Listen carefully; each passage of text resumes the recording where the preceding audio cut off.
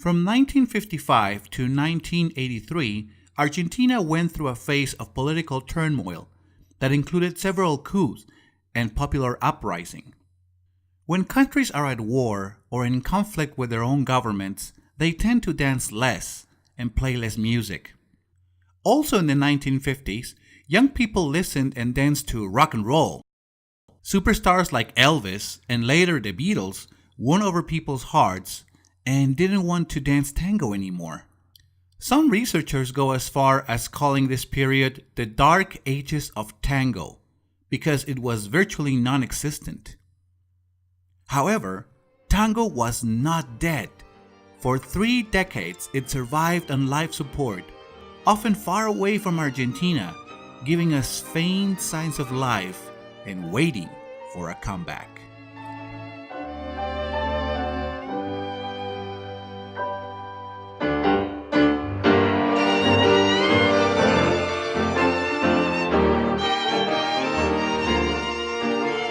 One of the most renowned Argentine musicians of the 1950s and 60s was Astor Piazzolla. He was born in Mar del Plata in 1921, but grew up in New York City. As a child, he listened to all his father's tango records, but he was also exposed to jazz and classical music.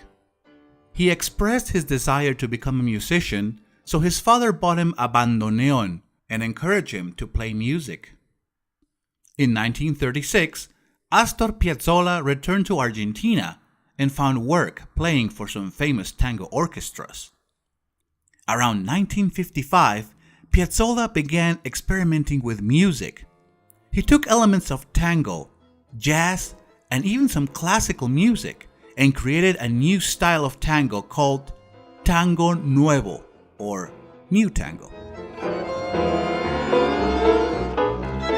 Sadly for Astor Piazzolla, his creation was not welcomed by Argentina's tango fans.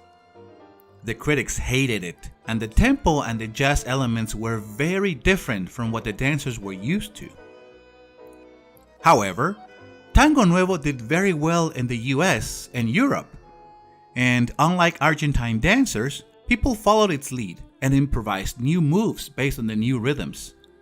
This world acceptance of Piazzolla's new style forced Argentina's harsh critics to soften their position, and eventually it was embraced a few years later. In 1960, tango played an important role in the film Mi Último Tango, or My Last Tango, starring Spanish superstar Sara Montiel. The film is about a maid who works for a famous actress, and she gets mistaken for the star in Buenos Aires, becoming a big success. Si yo tuviera el corazón, el mismo que perdí, al olvidar al... Mi Último Tango did very well at the box office, despite the film's low budget and production values. It featured beautiful songs and dances that captivated audiences, not to mention Sara Montiel's performance, which was truly phenomenal.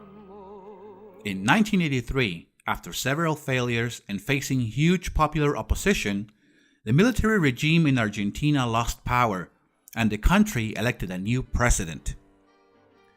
Tango researcher Christine Deniston explains that the fall of the military junta in the country had a very liberating effect. It was as if a huge weight had been lifted from an oppressed nation who now felt free and wanted to move and express itself. People saw tango as a national treasure again, and they wanted to dance. Suddenly, there was a demand for good tango instructors, which saw the rise of tango dance couples who taught and performed the dance. According to Deniston, one of the most important couples in the early years of this era were Miguel and Nelly Balmaceda. They became very famous, and many other important dancers and teachers trained with them. In October of 1985, the musical Tango Argentino, created by Claudio Segovia and Hector Orazzoli, premiered in Broadway. It featured a great array of both music and dances that highlighted tango's great diversity. The show ran for 6 months, and it was even nominated for 3 Tony Awards. Tango Argentino had previously been shown in 1983 in Paris, also with great success, all of which made the dance and music even more popular worldwide. Today, tango's future looks very bright indeed. Thanks to the internet and digital music, the genre is available worldwide, and it's very popular with dancers. Many traditional or old school styles are still being taught, with many more new styles and modern ways to dance being created and taught as well.